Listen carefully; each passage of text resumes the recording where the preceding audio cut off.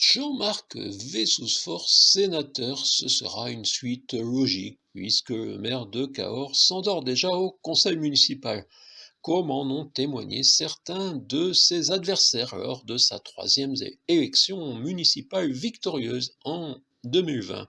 Mais vous vous souvenez que JMVF avait refusé ma proposition d'interview, car il n'allait quand même pas répondre à mes questions, alors qu'il est facilement réélu avec les questions de leur dépêche du midi.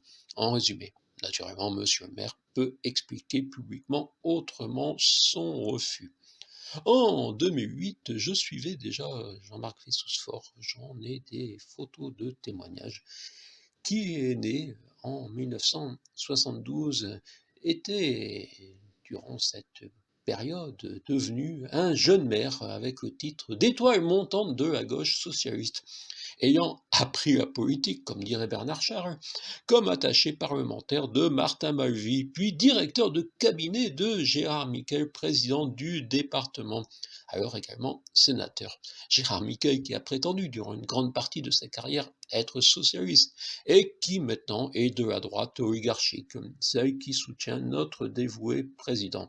Il est vrai qu'entre les pensées du jeune homme agriculteur de 30 ans et du notable de peut-être 70, il y a forcément une différence. On sent bourgeoise, on sent bourgeoise.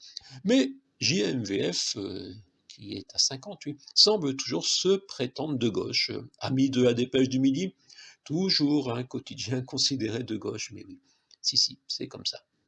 JMUF, je me vois formidable, est donc renommé en 2023. Je me vois fénateur, oui, fénateur, car le Sénat, c'est le meilleur endroit pour fermer les yeux et être bien payé.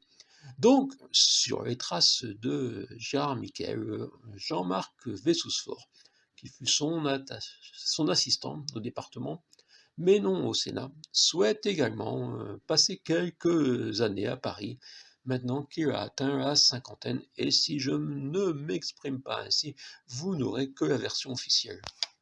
Et vous devriez vous méfier des versions officielles.